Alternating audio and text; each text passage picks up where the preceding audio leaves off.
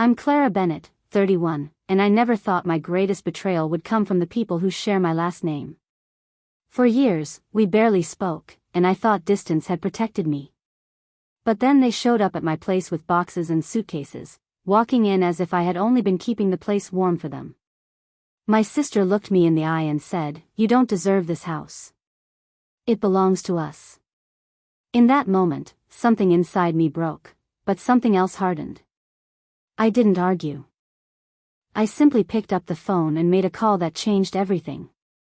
If you're hearing my story right now, tell me in the comments where you're watching from, and don't forget to subscribe so you don't miss the rest of how I stood my ground against the people who tried to take everything from me. I grew up in a small Kentucky town where summers smelled like cut grass and fried food, where gossip traveled faster than the mail, and where everyone seemed to know not just your business but what your future should be. My father worked at the Ford dealership, steady and practical, the kind of man who measured his worth by the number of bills paid on time. My mother was a nurse at the clinic, known for her sharp memory and tighter schedule. Between the two of them, order was the ruling law of our household. My sister Emily flourished in that structure. She was 3 years older and carried herself like someone already rehearsing for a white coat ceremony. Teachers adored her, neighbors predicted scholarships, and my parents saved every extra dollar to invest in her dream of becoming Dr. Emily Bennett. It wasn't favoritism in their eyes, it was simple logic. She had chosen a respectable, reliable path. I, meanwhile, was the younger daughter who couldn't stop listening for music in everything: the drumming of a summer storm on the roof, the hum of a refrigerator, the rhythm of basketballs echoing through the gym. At 8 years old, I touched a piano key for the first time. The church pianist let me press one finger to middle C after choir practice, and the sound rang through the sanctuary like a bell meant only for me. That single note left me dizzy with possibility. We didn't own a piano at home, only a temperamental radio, but I started mapping out melodies on tabletops and tapping rhythms on my knees. By the time I was a teenager, I had filled notebooks with song fragments and lyrics, none of which mattered to my parents. They weren't cruel. They simply didn't see music as anything more than decoration. When Emily aced a biology exam, they treated her like a star. When I won a ribbon at the county fair talent show, my father patted my shoulder and reminded me to study for the ACT. My mother would tell me that music was a lovely side interest, but that I should focus on something practical. Their words slid into my skin quietly, not sharp enough to bleed but heavy enough to bruise. The only person who truly saw me was my grandmother Ruth. She lived in a peeling white house at the edge of town, with a garden that always smelled of rosemary and a porch swing that groaned every time you sat in it. Inside, by the front window, sat her spinet piano. Its wood was scratched, and one of the lower keys rang sour, but to me it was magic. Every summer she would lift the lace runner off the lid and say, "Time to let the house breathe." Then she'd sit beside me and let me play until my hands found something new. Ruth never scolded mistakes. She told me they were part of learning, that silence between notes mattered just as much as the sound. On humid nights, we opened the windows and played while cicadas hummed outside. She'd tell me stories of her own dreams, how she once imagined herself playing in hotel lounges, dressed in sequins, before life steered her toward marriage, children, and long hours at the dress shop. "Dreams don't always die," she said once, tapping the piano lid. "Sometimes they wait, patient as saints, until you're ready." Emily never mocked me outright, but her confidence was its own kind of weapon. She recited anatomy terms at breakfast while I tried to describe a new chord I'd discovered. My parents listened to her with glowing pride and nodded at me with polite distraction. At school, the divide was sharper. Emily's friends traded study guides while mine carried guitar cases and scribbled lyrics in math notebooks. The choir director let me accompany the winter concert, and afterward he handed me a flyer for a master class in Lexington. I was desperate to go, but the registration fee equaled our electric bill. The flyer disappeared under the weight of more important papers, and I learned to make do with library CDs. Those years weren't defined by a single humiliation but by a steady current of comparison. Emily shone, I flickered. Emily prepared for med school, I tucked my music into the corners of my life. I waited tables at the diner, saved tips in an old jar, and spent every free hour at Ruth's piano. That sour key became familiar, almost beloved, as if it belonged only to me. At night, lying awake in the quiet, I made myself a promise I never dared to say out loud at breakfast. One day I would step onto a stage, no matter how small, and play a song that was wholly mine. On my 17th birthday, Ruth handed me a shoebox. Inside were ticket stubs, recipe cards, and a few crisp bills. She pressed it into my hands with a smile that was both fierce and tender. "You can be the golden child of your own story, Clara," she said, "but you'll have to name the color yourself." That evening, as I drove home through a sudden summer storm, wipers struggling against the downpour, I hummed to the thunder. For the first time, the note inside me didn't feel fragile. It felt steady, a sound waiting to grow louder. By the time senior year rolled around, my life was split into two clear tracks, the one my parents had paved for me and the one I stubbornly insisted on carving out for myself. At school, counselors asked about applications and majors, pressing glossy brochures into my hands with bright smiles that never reached their eyes. My parents hovered close behind those conversations, steering every suggestion toward nursing, teaching, or business, anything that promised a steady paycheck. Music, to them, was still a pleasant ornament, like a vase of flowers, nice for a moment, but not worth staking your future on. Emily's college journey had already been secured. She had early acceptance into a well-regarded pre-med program, and my parents celebrated the news with a backyard party that drew half the neighborhood. My father grilled chicken, my mother baked her famous chess pie, and everyone toasted Emily as if she were already saving lives. Guests asked me what I planned to study, and when I admitted I was considering music education or performance, the polite smiles turned cautious. "That's lovely," one neighbor said gently, "the way people talk to children who claim they want to be astronauts." Another advised me to keep music as a side passion while pursuing something sensible. Each comment sank into me like a stone, yet it also fanned the quiet fire of defiance that had been burning for years. I knew the odds. I knew music degrees didn't guarantee security. But I also knew what it felt like to sit at Ruth's piano and lose myself so completely that hours passed like minutes. That was the only time I ever felt truly at home in my own skin. No paycheck, no title, no degree could replace that sense of belonging. So when application season arrived, I ignored my parents' pointed suggestions and sent forms to several schools with strong music programs. Most were modest state universities, though I also applied to one conservatory my choir director insisted was within reach. I filled out every scholarship form I could find, knowing I'd be paying my own way. The responses came in a rush of thick envelopes and thin rejections. I was accepted at 3 state schools and the local community college, though the conservatory's crisp letter carried the polite regret of another door closed. Still, I felt hopeful, until I told my parents. At dinner one evening, I laid the acceptance letters on the table beside the meatloaf. My father picked them up one by one, scanning the names, his mouth flattening. My mother's fork hovered in midair, her eyes flicking toward Emily, who was home for spring break and smirking into her iced tea. Finally, my father set the letters down and cleared his throat. "We're proud of your hard work, Clara. But we're not going to throw money at an art degree. If you want to go into nursing or education, we'll help. Otherwise, you're on your own." The words stung, even though I'd been bracing for them. My mother added softly, "It's not that we don't believe in you. We just want you to have stability. You'll always find work in healthcare. Music is too uncertain." Her voice held sympathy, but it was sympathy for the life she imagined me throwing away, not for the one I longed to live. Emily leaned back, satisfaction glowing on her face. "Dad's right," she chimed in. "Not everyone's cut out for a real career."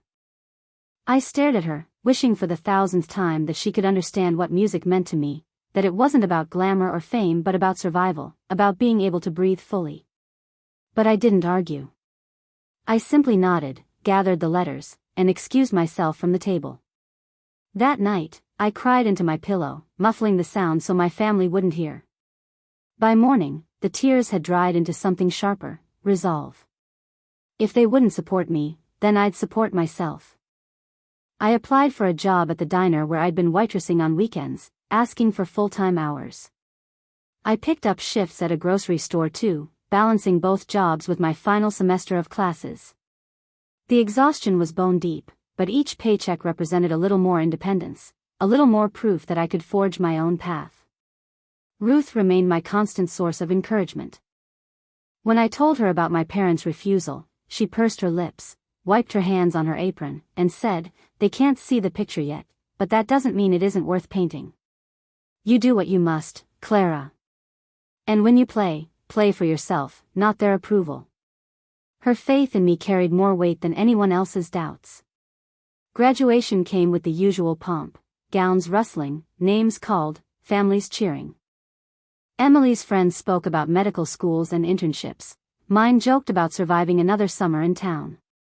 My parents clapped politely when I walked across the stage, though their eyes already gleamed at the mention of Emily's next milestone. Ruth, however, was there in the front row, leaning on her cane, her smile so wide it filled every empty seat my parents' pride had left behind. That fall, I moved into a cramped apartment with 2 roommates near the community college that offered a solid music program. The place smelled faintly of mildew, and the heating system rattled like a distant train, but it was mine, or at least ours, and I felt freer than I ever had in my parents' house. I worked nearly 40 hours a week between jobs while attending classes, sometimes practicing scales in the quiet hours after midnight when the world outside had gone still. It was hard. Harder than I imagined. Yet every time I doubted myself, I remembered Ruth's words, remembered the way her hands had guided mine on the piano keys, steady and unshakable. I wasn't just studying music, I was studying freedom.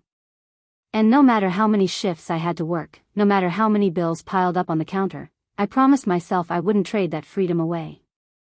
The first 2 years after high school passed in a blur of exhaustion and stubborn determination. I learned quickly that when you are responsible for every dollar that keeps a roof over your head, there is no room for carelessness. My days started before dawn at the grocery store, where I bagged produce and stocked shelves under fluorescent lights that hummed louder than any song. After a rushed class schedule at the community college, I changed uniforms in the bathroom and headed straight to the diner, pouring coffee for truckers and listening to their stories until my feet ached.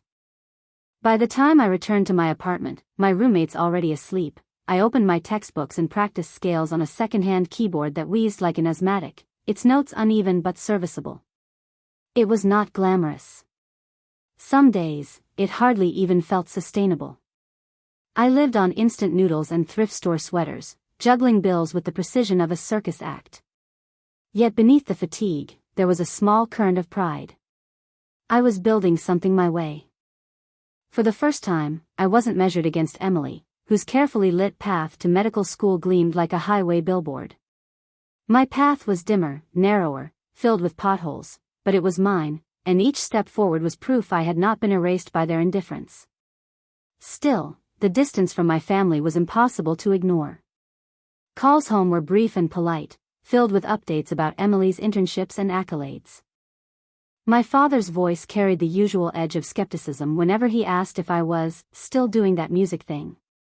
My mother, while gentler, slipped $20 bills into my hand during holiday visits, as if I were still a child incapable of feeding myself. At Thanksgiving, Emily announced her acceptance into medical school, and my parents beamed as though she had delivered them salvation. I smiled through the dinner, clapping with everyone else, but the unspoken comparison gnawed at me until I excused myself to sit on the porch in the cold, my breath rising like smoke. The truth was that my victories, while quieter, mattered to me more than they ever could to them. I was excelling in my classes, maintaining nearly perfect grades despite my work schedule, and I had begun to take on small music gigs, weddings, church services, the occasional bar where no one cared that my shoes didn't match my dress as long as the songs filled the room.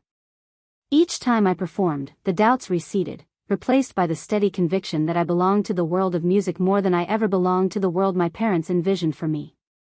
After 2 years, I transferred to a state university with a stronger music program. Moving to the larger campus felt like stepping into a new world, bustling streets, diverse faces, practice rooms humming with talent.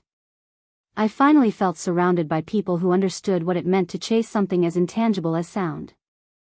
The program demanded more of me than ever, but it also gave me opportunities I'd only dreamed about: chamber groups, studio sessions, a mentor who pushed me to compose my own pieces. Money, as always, was the thorn in my side. I scraped together rent for a room in a crowded apartment, often skipping meals to cover books and fees. My parents contributed nothing, though they sent Emily care packages and checks without hesitation. I stopped hoping for their approval. Instead, I leaned on the voice of Ruth, who visited when she could, her body slowing with age but her spirit still fierce. She came to one of my recitals, leaning on her cane, tears shining in her eyes as I played. "You see, Clara," she whispered afterward, "they were wrong. You were never chasing a hobby. You were chasing your life." Her words carried me through the hardest stretches. When exhaustion threatened to drown me, when loneliness pressed heavy against my chest, I repeated them like a mantra. I wasn't just surviving. I was claiming something sacred. Graduating with my bachelor's degree at 22 felt surreal. My parents didn't attend. They claimed a scheduling conflict, choosing instead to travel to a medical conference with Emily. I walked across the stage alone, but as I looked out, I found Ruth in the audience, clapping with the pride of a whole family. Her smile was worth more than 1,000 empty seats. Diploma in hand, I packed my battered car and drove to Nashville, drawn by the promise of a city where music pulsed through every street corner. I had secured a modest internship at a recording studio, the kind of entry-level position that promised little money but plenty of experience. The pay barely covered rent for a shabby apartment with peeling paint and a door that stuck in the winter, but I told myself it was temporary. This was the city where dreams were supposed to bloom, and I was determined to make mine take root. The first months were a whirlwind of long hours and low pay. I fetched coffee, organized sheet music, and cleaned cables, but occasionally I was asked to play or sing for demo tracks, and those moments fed me in ways no paycheck ever could. I began to imagine a future where I wasn't just assisting but creating, shaping music that could outlast the rooms where it was born. Yet shadows lingered. My parents' voices haunted me, their warnings echoing during sleepless nights when rent loomed and my bank account threatened collapse. Emily, now fully immersed in medical school, sent updates through my mother, each one another reminder of the gulf between us. Still, I pressed forward. I had left their world behind, and though uncertainty stretched ahead like an endless road, I believed, perhaps naively, that perseverance would be enough. I didn't know then how quickly everything could change, how fragile stability really was, and how close I stood to a silence that would threaten to swallow me whole. The winter I learned how quickly a life can go quiet started like any other, with the studio buzzing under harsh lights and coffee strong enough to make your hands tremble, producers talking in circles about budgets and brand alignment while interns like me hauled cables and nodded as if we understood every coded instruction. Then, almost overnight, clients postponed sessions, invoices lingered unpaid, and the calendar that once filled itself now gaped with blank spaces that felt like missing teeth. The owner became polite in a way that made my stomach sink, telling us to hang tight and watch our hours, which translated into fewer shifts, then none at all, and finally a meeting where he spoke about market realities while avoiding everyone's eyes. I walked out with a thin envelope and a flatter bank account, the city feeling suddenly larger and less forgiving, as if every neon sign were asking what right I had to be there. I didn't panic at first, because panic wastes time I couldn't spare, so I made a schedule and a list and then another list, emailed every contact I had, refreshed job boards until my vision blurred, offered to play weddings and church services and open mics for little more than gas money, told myself that experience was a currency if you learned to spend it wisely, and counted tips with the same reverence my parents reserved for tithe envelopes. Rent, however, is not impressed by grit. It arrives with the same expression every month, and after 2 partial payments and a promise I meant with my whole soul, my landlord slid a notice under the door that felt like a verdict. The hum of my apartment, once a comfort, became the sound of money slipping away, the heater coughing to life, the fridge cycling, the thin walls groaning when the wind changed, every ordinary noise suddenly itemized and charged to my account. I called home because that is what you do when the circle tightens and pride starts to choke you. I told myself I was giving my parents a chance to be better than the stories I had told about them, that surely even practical people could understand how a bridge might be needed before I found firmer ground. My mother answered with the soft cheerfulness she used for patients who were frightened, and when I said I was between jobs she made the sympathetic noises I had expected, but when I asked if they could help me with a month's rent, just 1 month, I said, I have leads, I just need to keep a roof long enough to follow them. Her voice thinned, and I heard the click of her thoughts arranging themselves into the familiar pattern. Money was tight, she explained. Emily's textbooks were astonishingly expensive, and travel to conferences added up. She wished things were different, she truly did, but they had to be responsible. My father got on the line as if summoned by duty and told me, not unkindly but with finality, that I had chosen a precarious path and shouldn't be surprised to find myself precarious upon it. I told myself I wouldn't cry, but tears have their own timing, and I hung up with my face wet, the phone slippery in my hand, the apartment looking smaller than it had an hour before. I texted Emily because a small part of me still believed siblings could be a private country with its own gentler laws. She read the message, the little indicator pulsing, then nothing, and later a bland, busy today, hope you figure it out, which warmed me less than the buzzing radiator. I tried Ruth and nearly dialed, then set the phone down, suddenly protective of her trust, not ready to feed her worry with the image of me threadbare in a city that hadn't learned my name. The eviction, when it came, was somehow both abrupt and slow, a series of deadlines creeping closer until they finally arrived with a knock. I packed what I could into the trunk of my car, a dented sedan that coughed when you asked it to try, and put the rest in a storage unit rented with money I could not afford but paid anyway because some belongings feel like scaffolding. I told myself it was temporary, that musicians had survived worse, that nights in the car could be endured with the right layers, that a membership to a 24-hour gym could provide showers and a place to stretch the stiffness out of my back. Living in a car is a lesson in invisibility. You learn which parking lots tolerate the long stillness, which gas stations look the other way, which corners of the public library hold outlets and quiet. You purchase a cup of coffee you do not want so you can sit without being moved along, and you cradle it like permission. I folded my life into routines, the gym at odd hours, the library at opening, the diner for a cheap meal when tips from a church gig stretched a little farther than expected, the free clinic when a cough settled too deep, and I learned how to pretend that this arrangement was a kind of adventurous minimalism rather than a shrinking of possibility. At night I cracked the windows just enough to let condensation escape, tucked a scarf over my eyes when the parking lot lights glared, and hummed melodies under my breath that sounded, against the fabric roof, like the ghost of a lullaby. Shame is heavy, but it is also strangely aerodynamic. It finds the smallest drafts and lifts into every conversation. Friends from the program texted about auditions and apprenticeships, and I replied with enthusiastic emojis, careful to keep my sentences bright, resisting the urge to ask if I could sleep on their couch because the calculus of hospitality always felt like a test I might fail. I started avoiding invitations that required explanations, and soon enough the invitations stopped, which hurt and helped at once. In the mirror of the gym's fluorescent bathroom, I became practiced at looking like a woman who had just worked out rather than one who lived there in fragments, and that performance, too, required stamina. The odd jobs continued, threads too thin to weave into a net, a short-notice wedding where the bride requested a song I had to learn in the church vestibule, a noon service for a congregation more asleep than saved, a tourist bar where the owner paid me in cash and stale fries, a studio demo sung for a songwriter who promised to remember me when he made it big, a future that hovered like a mirage over a hot road.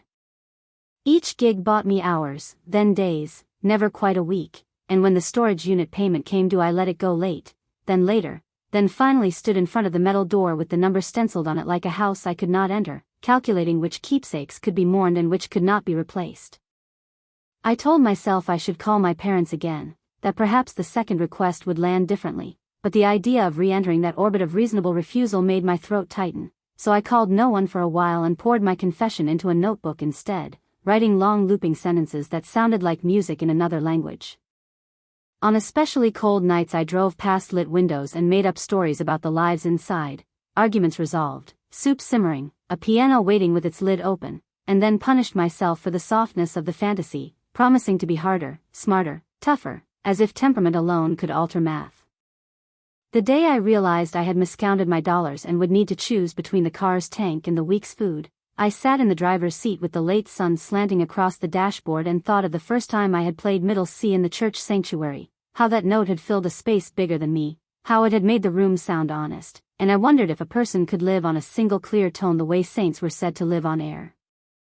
I laughed at myself and then, because laughter loosens something, I cried, and when the storm passed I wiped my face on my sleeve and turned the key and told the car we were going to keep moving until something changed. Something always changes, though it rarely does so on schedule.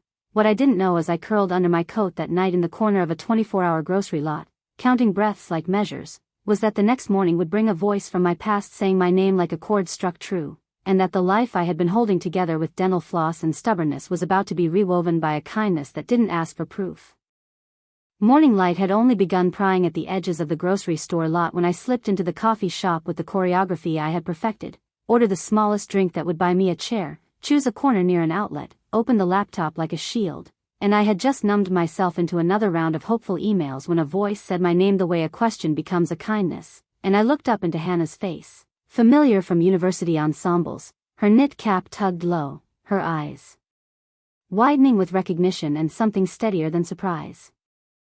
She said, "Clara," again, gentler this time, and before I could stack my usual excuses like cups after closing, she set a fresh mug in front of me, slid into the opposite chair, and asked if I was all right in a tone that didn't permit the performance of all right.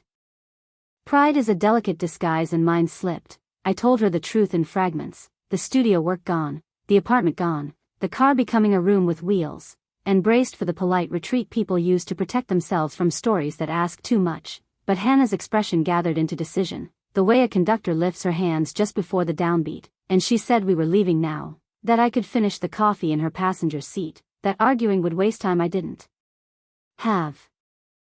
An hour later I was standing in a sunlit bedroom that smelled faintly of detergent and cinnamon, a stack of towels folded like a promise on the dresser, the bed made with crisp corners that made my throat ache. I tried to protest, to insist I would find a motel or pay rent once I found work, but she waved me toward the bathroom, told me to shower first, sleep second, plan third, and when hot water erased a week of parking lot cold I realized how far I had drifted from the common grammar of care. I slept a full clock's turn and woke to a note on the dresser, food in the fridge, keys on the hook, no rush, and the ordinary tenderness of those instructions felt extravagant, as if I had been handed a language I had once known but forgotten how to conjugate. Over omelets that tasted of butter and momentum, Hannah told me about her husband, Noah, who ran a small recording studio on the industrial edge of town, a place where indie bands came to make honest records and commercial work paid the light bill, and she thought he might need someone who could read a chart at sight, ghost harmonies without grandstanding, and coax anxious teenagers through their first chords on Saturdays. She wouldn't promise, but her voice carried the confidence of someone who trusted both the need and the fit. The studio sat in a converted warehouse dressed in murals and optimism. Noah met us at the door with a coil of cables hooked over his wrist, the relaxed alertness of a man who had learned how to ride deadlines without letting them drag him, and instead of asking for a resume he pointed at an upright tucked into the live room and asked what the wood remembered. I played the way I do when apology falls away, weaving a line that carried the modesty of an accompanist and the stubborn hope of a lead, and when I lifted my hands he nodded, not effusive, just certain, and handed me a chart for a session that evening because the regular pianist had cancelled and the singer needed someone who could keep the ballad from dissolving into syrup. I said yes so fast the word surprised me, and by nightfall I was in headphones, matching the drummer's brushwork, trimming the bridge so the chorus would bloom, slipping a suspended chord beneath the last refrain so the lyric could land without slamming the door, and when the red light finally went dark Noah passed me a small envelope and said if I wanted more work I should come back tomorrow. Work, which had lately meant improvising survival, became rhythm. Mornings I edited takes and learned the patience of comping vocals until they sounded inevitable. Afternoons I played on demos for songwriters who arrived with notebooks full of bravery. Evenings I taught a handful of teenagers who wore thrift store guitars like amulets and listened so fiercely that mistakes became momentum. The pay was modest, but it was consistent, and consistency, I discovered, is a tempo you can lean into. Grocery lists that imagined more than one day, laundry done before it became emergency, a bed made in the afternoon simply because the sight of a smooth surface at night tells the body it may rest. Hannah refused to make me earn the grace she had already offered. She set a second place at dinner without ceremony, added my favorite tea to the cupboard, and on a rain-bright Saturday marched me to a thrift shop where we found a coat that kept its promises and boots that didn't leak, then took me for soup while I tried, haltingly at first and then with the relief of oxygen, to describe the months I had spent learning how invisibility works. I called Ruth with news that fit in a single breath. Warm, working, safe, and she answered with the particular joy she reserved for moments when my life sounded more like the one she had always believed I could compose. We talked about the rosemary holding its own in winter and the spinet's stubborn key, and she promised to bake a chess pie when I visited, a promise that steadied me more than it should have, given how long I had let soon stretch like old elastic. I avoided calling my parents, not because I meant to punish them but because I had no spare energy for translating stability into a dialect they would accept, and when I texted Emily a simple, "Hope you're well," she replied in the same clipped register, evidence that we were still practicing the art of speaking across a gulf without pretending it wasn't there. At the studio I met a guitarist named Liam who played with the restraint that makes every note count and laughed like someone who trusted mornings. Nothing sparked then beyond an easy camaraderie, but I caught myself filing away the way he voiced a D major so the melody sat like a bird in a warm hand, and I wondered, not urgently, whether the song we were all writing together had a verse I hadn't yet heard. Most days I walked home under skies the color of solder, counting blessings by the block, keys in my pocket, work on the calendar, a door that opened when I turned the knob, and felt, for the first time in too long, that tomorrow was not a cliff. The call came on such a day, when my arms still buzzed with the echo of a perfect chorus we had coaxed into being. An unfamiliar number lit my screen and I almost let it pass to silence, then answered to hear Mrs. Kramer, Ruth's neighbor, speaking with the careful diction people use when they are afraid of breaking what they must deliver. Ruth had caught one of those winter pneumonias that looks harmless until it isn't, she said, and the doctor had used phrases like watchful and time is meaningful, and while there was no emergency in her voice there was urgency, the cord of it running straight through my chest. I thanked her and said I would come immediately, hung up, and stood in the stairwell with my keys in my hand, the world tilting the way it does when news rearranges the furniture of your days. Inside the apartment Hannah didn't ask if I was sure or whether work could wait. She took the keys from my palm, said we would pack in 10 minutes and be on the road in 15, that Noah would shuffle the sessions because family comes before mixes, and while I gathered a sweater and the recipe card Ruth had written in her looping hand, I pictured the spinet by the window, the lace runner folded like a cloud, the sour key waiting for my stubborn finger, and I understood that the song had modulated again, not into silence but into that tender key where goodbye and gratitude share a single, unresolved chord. Hannah drove while I watched the road spool ahead, my fingers restless against the thermos she had pressed into my hands. Mrs. Kramer's call echoed in my head, "Come now, time is meaningful." The sky was flat with winter light, and every telephone pole we passed felt like a metronome marking the rhythm of urgency. We spoke in fragments, where to stop, how long it might take, but most of the drive was silence, the kind that lets you prepare for the words you already know are waiting. The hospital air smelled of antiseptic and overbrewed coffee. When I stepped into Ruth's room, the beeping of machines receded beneath the warmth of her eyes. She looked smaller than I remembered, her skin pale against the sheets, but her gaze was still sharp, still mischievous. She reached for my hand and said, "My Clara," with a steadiness that made my throat close. For the first hour we talked of small things, the rosemary in her garden, the spinet's stubborn key, which neighbor had overdone the Christmas lights. Small things became anchors, a railing we could both hold. When the nurse left us, Ruth nodded toward her worn purse. Inside was the wooden box I had seen since childhood. She asked me to open it. I found a brass key, a folded envelope, and the ring I'd seen in old photographs. She slid the ring onto my finger, saying it belonged where it started. Then she touched the envelope. "Mr. Hale has it all in order," she whispered. "The house is yours. It always was meant to be." I tried to protest, Emily, my parents, but Ruth shook her head. "Your sister has the rulebook. You have the music. You'll need a place to keep it safe." That evening she dozed, her breath uneven. When she stirred again, she asked me to hum something without words. I chose the waltz she had taught me when I was 10, the one with the rolling left hand and sunlight in the right. Her eyes closed, her finger traced time in the air, and for a few minutes the hospital dissolved until it was only us and that familiar melody. When I finished she said, "Perfect," as if we had just rehearsed for a recital. Hannah brought tea and tried to coax me to rest, but I stayed by the bed through the night. Just before dawn, Ruth woke with sudden clarity. She held my face in both hands, fragile yet firm, and said, Promise me you won't measure your life by anyone else's map. Promise you'll make your own." I nodded, unable to speak, and she smiled, satisfied. Her hand slipped in mine, her chest rose once more, then stilled.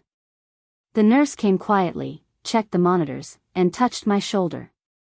Hannah appeared at the door with that steady presence that had carried me through so much already. The room seemed to exhale, the silence deep and final. I pressed my forehead to Ruth's hand and whispered that I would open the windows in spring, that I would play the waltz when I didn't know what else to do. The next days blurred into arrangements, signing papers, choosing hymns, greeting relatives who wore their grief like borrowed clothes.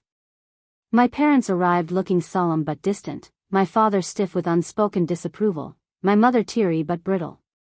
Emily stood apart, polite but unreadable.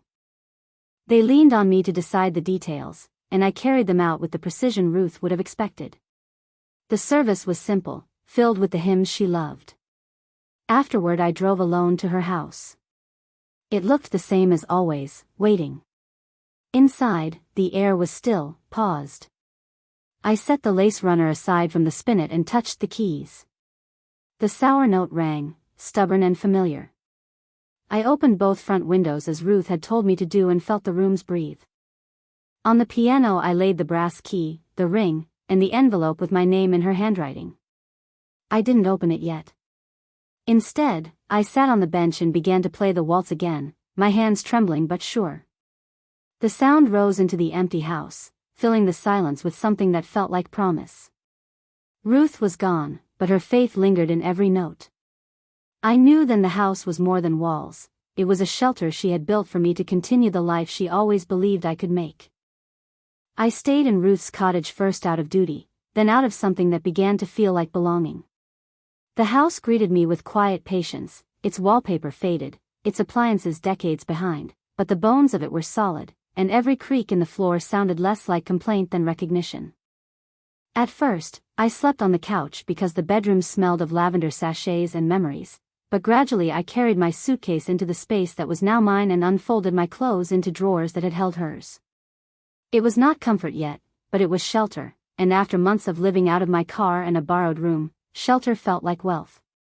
In the mornings I opened both front windows the way she had instructed, letting the winter air sweep through until my breath hung like smoke.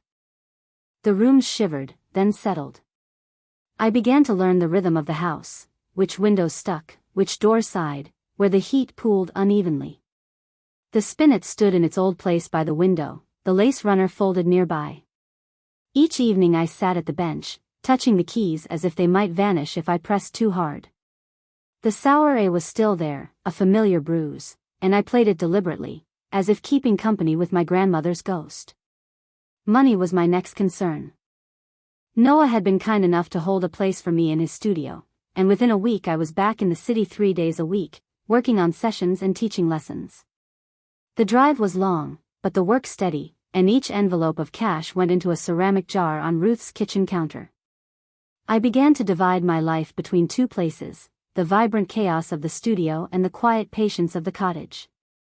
Slowly, the jar filled, and with each deposit I felt the house become more mine. Renovation came in small bursts. First I scrubbed the kitchen until the cabinets shone, then I painted the living room a warm cream to banish the years of fading. Neighbors stopped by, offering casseroles and curiosity. Mrs. Jenkins from next door brought me a plate of cornbread and asked if I planned to stay. When I told her yes, her smile softened. "Good," she said. "Your grandmother kept this place alive. It would be a shame to see it empty." Tom, who ran the hardware store, began setting aside items he thought I could use, vintage doorknobs, a lamp with good bones. Their gestures reminded me that Ruth had not only left me a house but a place in a community she had tended quietly for years. The garden, though dormant under winter frost, called to me. I walked its tangled beds with a notebook, tracing the ghosts of her rows. I could almost hear her voice explaining which perennials needed division, which herbs liked to fight for space, which weeds could be eaten if you were desperate enough. In March, I knelt in the soil, coaxing rosemary back to life and planting bulbs she had once ordered from catalogs. Dirt under my nails became proof that something could grow again. Work at the studio expanded. Word spread that I was reliable, quick to adapt, and willing to sit for long hours without complaint. Noah gave me more responsibilities, arranging harmonies, editing rough demos, coaching nervous singers. For the first time, I was not just surviving but creating. Hannah often reminded me how far I had come, how different I looked from the woman she had found in that coffee shop. I thanked her but struggled to believe it.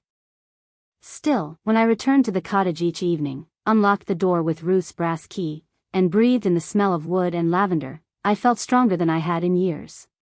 One spring afternoon, I set up a desk in the smallest bedroom and claimed it as a home office. My laptop, a second-hand monitor, and stacks of sheet music filled the space, and I realized I was building something beyond survival. Slowly, I began taking on private clients, designing album art, creating small compositions for local advertisements. I called it elevation, borrowing Ruth's phrase that music could lift a person if they let it. The first check I deposited under that name felt like a contract with myself. I was more than an employee. I was a builder. Patrick, the bookstore owner in town, became an unexpected ally. I had been visiting his shop for design inspiration, sipping coffee while browsing his shelves, when he noticed me returning to the same interior design book again and again. The next day he wrapped it in brown paper and left it on the counter with a note, renovation consultant fee. I laughed, but when I opened the book that night in the cottage, I felt an odd warmth. Patrick became my sounding board, offering suggestions for the house, then for my fledgling business. His company was easy, free of judgment, and for the first time since Ruth's passing I let someone sit in the living room with me while I played the spinet. As months passed, the cottage transformed alongside me. The roof was repaired, the heating system updated, the garden flourished under my clumsy but determined care. The house no longer felt like a shrine to Ruth but a living space shaped by both of us. I hung my own photographs on the walls beside hers, set my sketches on the shelves, placed fresh flowers in vases she had collected. Each choice said, "This is ours now." One evening, after finishing a late session in the city, I drove home under a sky brushed with stars and found myself smiling for no reason. The jar on the counter was full enough for savings, my calendar was lined with clients, the cottage was warm, the piano waiting. For the first time, stability felt less like a dream and more like a fact. I sat at the spinet, played the waltz Ruth had loved, and as the soiree echoed in the quiet, I realized the note no longer sounded broken. It sounded like home. The first sign that the past wasn't done with me came in an email on a Tuesday morning. I had been sorting lesson schedules when the subject line appeared, touching base. Emily's name glowed beside it like a polished badge, and before I opened the message I already felt my shoulders tense. The note was brief, friendly to the point of falseness. She had found my website, was impressed by my creative path, had spoken with our parents who missed me, and thought it was time to reconnect. The compliments rang hollow, her tone too smooth, and the closing line, "Family is more important than ever," hung there with no explanation. 3 days later my mother called. Her voice was artificially bright, then softened into the tone she used at the clinic when delivering unwelcome truths. She said they were worried, that Emily had reached out, that it had been too long. She spoke of hardships, my father's consulting contracts gone after a merger, her own back keeping her from full shifts, and Emily's divorce draining her savings. The family home, she admitted, had been sold. Now they lived in a cramped apartment that wasn't conducive to healing. A visit, she suggested, might do us all good. Empathy tugged at me despite myself, so I agreed to lunch, public, limited, noon to 2, and spent the week reminding myself that I did not need to audition for my place. They arrived on time, punctual as always. My father's posture was as stiff as ever, my mother smiling tightly, and Emily trailing behind, taking in the garden and roofline with an assessing eye that felt less like admiration than appraisal. Inside, they complimented the light, called the kitchen delightfully retro, asked about business. My father's questions circled the deed. Was it solely in my name? Had Ruth used a trust? How old had she been when she signed? His voice carried innocence, but the phrasing hinted at calculation. Emily wandered the rooms, snapping photos on her phone. At the spinet she said, "I've always loved antiques that still function," her tone making the word antique feel like an insult. At lunch my mother's eyes watered with carefully placed emotion, my father spoke of practicalities, and Emily suggested the garage apartment could easily house a young professional or family in transition. The word family stretched until it felt like a claim. When I reminded them that Ruth had left the house to me alone, my father nodded gravely but said surely Ruth had meant it for the good of us all. Emily leaned forward, her voice crisp with authority. "Clara, you don't have a family of your own. It doesn't make sense for one person to keep all this space. We could share it. That's what family does." They left exactly at 2. Emily hugged me at the door, lingering long enough for me to glimpse her phone screen, notes listing roof, furnace model, square footage. I closed the door softly, refusing to slam. The house smelled faintly of their perfume, my own photographs displaced from the mantel by theirs. It took me hours to put everything back in order, hours to remind myself the cottage was mine. In the days that followed, calls and texts arrived like taps on a fence, testing for weakness. My mother wanted the soup recipe, my father asked about the heating system, out of curiosity. Emily sent links to family retreats she thought we could host. Each message probed, and doubt whispered that perhaps I had misread their intentions. But then Mrs. Jenkins knocked with a pie and a raised brow. She had seen Emily and my parents pacing the property line at dusk, phones out, measuring. "Be careful," she said gently. "Some people mistake wanting for owning." I installed another security camera that night, not because I expected intruders, but because locks and vigilance are the language of self-respect. When they asked for a second visit, "Just coffee in the garden, nothing more," I agreed, hoping daylight and rosemary might keep the conversation civil. They arrived with pastries and a polished script. My father spoke of family bonds, my mother of hardships, and Emily delivered the refrain, "It makes sense for us to live here together. You could move your office to the dining room. The master bedroom is wasted on one person. The garage would be perfect for me." Her voice carried certainty, as if decisions had already been made. I listened, because listening is a habit I refused to surrender, and then I said quietly but firmly that I loved them, but the answer was no. The house was not theirs. It was my home, my work, my sanctuary. My father's jaw tightened, my mother's tears fell again, and Emily's phone tilted as though she were already drafting the next step. They left with brittle courtesies, promising we would talk again soon. After they were gone, I stood in the garden among rosemary and sky. Ruth had once told me pruning made roots stronger. I thought of that as I placed the brass key on the spinet, a reminder that inheritance was not just a gift but an instruction: defend the space you've built, and let no one shrink you inside it. The invitation to Boston arrived like a door swinging open, 3 days of panels and workshops where people spoke the language I had fought to learn, and although a cautious part of me disliked the thought of leaving the cottage, Hannah said opportunity has a clock and Noah agreed to juggle sessions around my absence, while Patrick promised to swing by once or twice, and Mrs. Jenkins, whose kitchen window surveyed half the street, tapped 2 knuckles to her temple and told me she would keep watch. With the cameras armed and the brass key tucked into my bag like a talisman, I boarded the plane believing that the house and I understood each other well enough to spend a little time apart. The first day flowed the way good rehearsals do, all attention and possibility, and by the second evening I had a fistful of notes about contracts and sustainable rates, a handful of business cards, and the small thrill that comes from hearing someone you admire say a sentence you can use, when my phone buzzed with a text that flattened the room around me.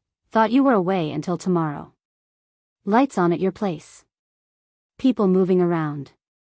Everything okay? M. Jenkins."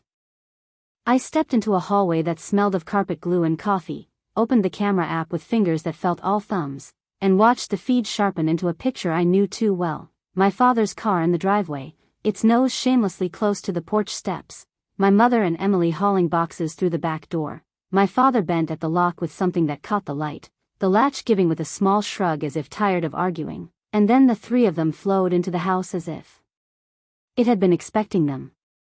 In the living room my photographs had already been lifted off the mantel and replaced by their favorite family portrait, the one that had always made me feel like a stand-in for someone more obedient, In the kitchen my mother unpacked bowls with an efficiency that suggested practice, while Emily drew back curtains, surveyed the line of the windows, and spoke into her phone as if dictating a list, the screen reflecting a grid of rooms she had not earned. Upstairs the office camera caught her dragging my keyboard stand toward the wall to make room for a mattress still in its plastic, her movements brisk, her expression the calm of a person convinced of her own rightness. I called my father, who glanced at the screen and declined as one might swat a gnat. I called my mother, who did the same. Finally I dialed the landline Ruth had kept out of affection for ringers with real bells, and after a long busy tone Emily answered in a voice so pleasant it scraped. "Hello, Bennett residence," she said, and when I asked what she thought she was doing in my house she exhaled the practiced sigh of a physician telling a patient that panic will only worsen the symptoms, and said they were getting settled for a little while, that it was a practical solution for a difficult season, that she would have discussed it with me if I hadn't been away and impossible to reach. "You broke in," I said, and she replied that family cannot trespass in a family home, that Ruth, bless her, had been generous but also very old when she signed the papers, that the meaning of a legacy is its usefulness to living people, and surely I could see that empty rooms were bad stewardship when I spent half my time in the city, and anyway we would all be happier once we were together under one roof like civilized adults who knew how to share. In the background my father instructed someone to place the suits in the master closet, and my mother called out that the master was too big for one person, and Emily, lowering her voice, added that dragging law enforcement into a private family matter would be cruel and would not play well with a judge once they filed to revisit the will. I told her I had already spoken with the only judge who mattered, Ruth, on a winter afternoon, clear-eyed and specific, and that we could argue ethics another day but tonight they would leave my house, and when she laughed the brisk laugh of a woman accustomed to prevailing I hung up because my voice had begun to shake, booked the first flight of the morning with the blind precision of muscle memory, and texted Patrick, who replied at once that he would meet me at the airport and that the cottage would not be alone a minute longer than it had to be. Dawn pulled the plane across a sky the color of dishwater, and by mid-morning we were turning into the lane where the rosemary sits like a small soldier, and the sight of my mother's decorative pillows on the porch swing made something cold run through me. Inside, displacement smelled like cologne and lemon cleaner, my father's coat hung on the rack as if it had paid the mortgage, and the living room was rearranged into a version of our childhood that had never fit me, while upstairs my dresses were compressed into the wrong half of the closet to make room for rows of suits, and in the office my monitors were pushed against the walls so Emily could set up a bed under the eaves, a construction that made the room feel like an apology for its own usefulness.